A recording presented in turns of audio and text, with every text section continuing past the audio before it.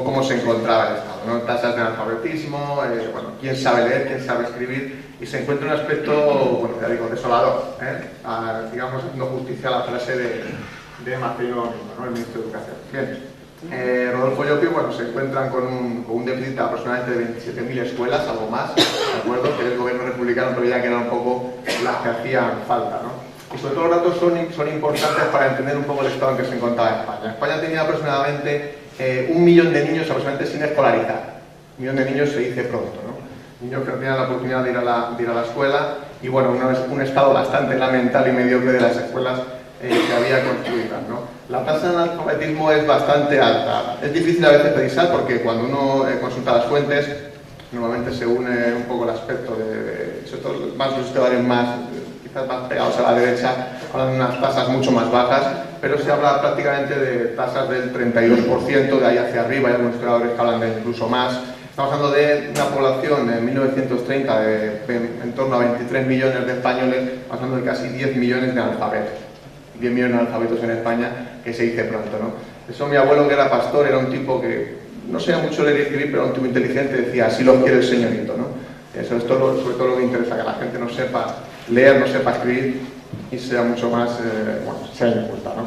Por tanto, estamos hablando de un elemento interesante para abordar un poco las reformas que hace falta. Es verdad que el mayor ejemplo reformista, luego hablaremos un poco de la construcción de escuelas, etcétera, etcétera, se da sobre todo en los primeros 2 años, ¿no? En lo que es el gobierno provisional y luego ya con el primer bienio, que es lo que ha estado explicando Carlos Hermida, ¿no?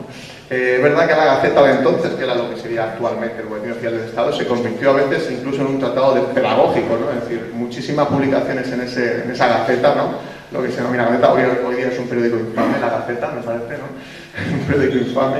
Bien, era un poco donde se producía todo este tratado pedagógico, ¿no? Es verdad que el gobierno entendía que no constaba solamente levantar edificios, levantar escuelas, sino que había que, digamos, reelaborar o configurar una institución como es la escuela que, bueno, pues, que va al espíritu de los nuevos tiempos, ¿no? Del espíritu republicano. Por tanto, este gobierno provisional empieza a emitir decretos, para mejorar esta situación. En primer lugar, sitúa como consejero de instrucción pública, como rector, digamos, a Miguel de Unamuno, ¿no? Una persona, bueno, pues, es verdad que luego ajuró la República, tuvo ahí cierto devaneos, al final acabó criticando a los rebeldes. Pero bueno, Miguel de Unamuno, insisto, que era una figura, bueno, pues, intelectual de este país, y se empiezan a establecer nuevos elementos, ¿no? Por ejemplo, el bilingüismo, no he entendido como la barbaridad que se hace ahora, pero sí que a nivel de idiomas de España, ¿no? Por ejemplo, el tema de Cataluña, en la que se reconoce la existencia de varias lenguas en las que se puede enseñar en varias lenguas, ¿no? El tema de la enseñanza religiosa, importante, también se ha comentado mucho aquí, se suprime la obligatoriedad de la enseñanza de la religión en las escuelas. Esto es importante, ¿vale? Basándose en la libertad religiosa, lo que decía Carlos era completamente verdad, es una reforma no religiosa, sino una reforma eclesiástica, esto hay que tenerlo muy en cuenta, ¿de acuerdo? Porque no se trata de atacar a la religión católica, ni mucho menos, se trata de otra cosa.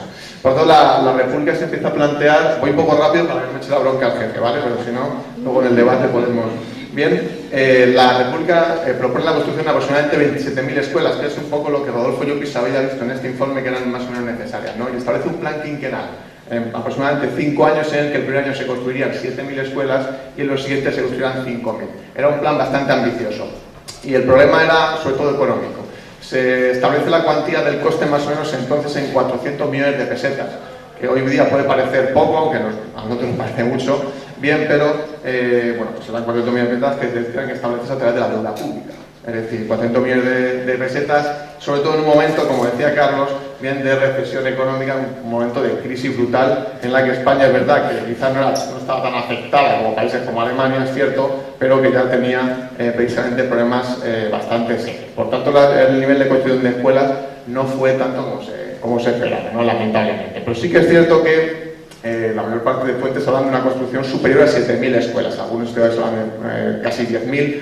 Lo que es cierto que de los 30 años anteriores, de prácticamente el principio del siglo, la construcción de escuelas de la República prácticamente igualaba o superaba en algunos casos, según la fuente que consultemos, a esa construcción, ¿no? De 30 años antes, que más o menos para que entendamos un poco a lo que estamos hablando. Igual incluso las plazas para maestros, ¿no? Hay profesores, si os doy un dato es bastante revelador, del año 22 al año 31 se crearon 8.665 plazas de maestros, es un promedio anual más o menos de, no llega a 1.962, Y en la República se dieron prácticamente por año más de 3.200 plazas de maestros. Y eso que con el segundo bienio, la verdad que la contrarreforma educativa, de la cual luego hablaremos, fue muy importante para que veamos un poco la magnitud de la apuesta de la República por tener maestros para poder enseñar, ¿no?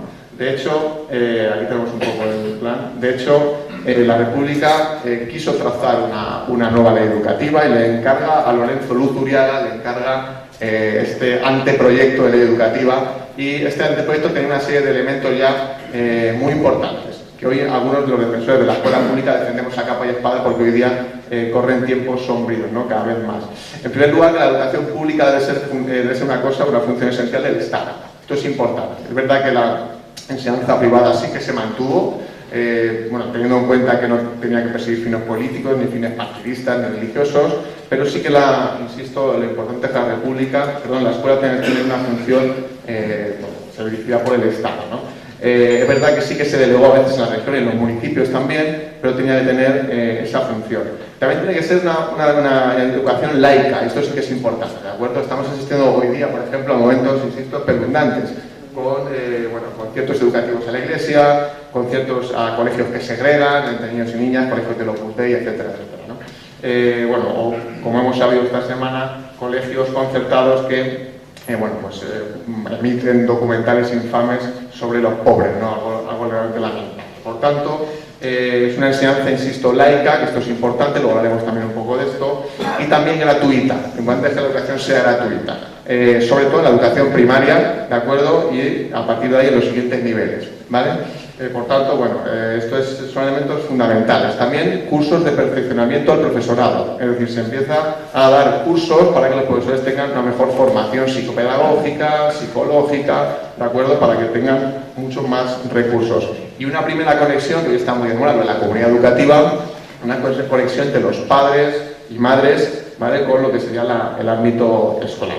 También la coeducación, que es importante, es la no separación de sexos en la escuela, que esto era muy típico hasta este momento, y la República apuesta por una educación mixta. Es verdad que sí que hubo colegios que todavía mantenían esa segregación, pero la República apuesta en todos los grados de la enseñanza por una coeducación mixta, ¿no? Luego veremos que esto se echa para atrás. Por tanto, en este caso, la República, incluso a nivel institucional, recoge incluso en su propia Constitución, en su artículo 48 y los siguientes, lo que sería un poco la educación. Es verdad que la ley educativa tal sea no llegó, no dio tiempo, ¿de acuerdo? Pero sí que en la Constitución y a nivel de decretos que se puede ver un avance fundamental. Y el más importante, a mi juicio, el que más, quizás el que más orgulloso incluso ha de sentirse en el país, son las famosas misiones pedagógicas, ¿no? Unas misiones pedagógicas, que se aprueban, comienzan en el primer gobierno provisional, es el famoso patronato de misiones pedagógicas, que estaban convocadas por Manuel Bartolomé Cosío, como presidente de este patronato, y que tuvo a casi 600 voluntarios trabajando para estas misiones pedagógicas, además intelectuales de bastante talla, por ejemplo María Zambrano, Alejandro Casona, cineasta José del Val, el poeta Luis Cernuda, en fin, tuve una amalgama de personas de la cultura muy, muy interesantes, ¿no? Lo que se trataba sobre todo estas misiones pedagógicas era de acercar o dar un enfoque educativo cultural a las zonas más deprimidas, ¿no? Sobre todo al entorno rural, no solamente para enseñar a leer y escribir, que también, sino también para acercar la cultura a los territorios que son más desfavorecidos y que tienen menos oportunidades, ¿no? Esto es perfectamente fundamental. Había incluso anuncios de este tipo, como en el pueblo de Castro del Río, ¿no? En el que se anunciaba un poco la llegada de las misiones pedagógicas en ese sentido. Para ver un poco datos, más o menos, llegó a más o menos cerca de 7.000 pueblos y aldeas. Esto es importante matizarlo. Fueron 196 circuitos de misiones pedagógicas. Y fijaos que hasta el 31 de marzo del 37, porque la guerra ya tuvo más complicación, aunque también se continuó, se abrieron 5.522 bibliotecas, ¿no? Es también un elemento importante. Más de 600.000 libros acuerdo?, para poder formar a las personas. No solamente a nivel de bibliotecas, de libros, sino también un coro, también a nivel de teatro.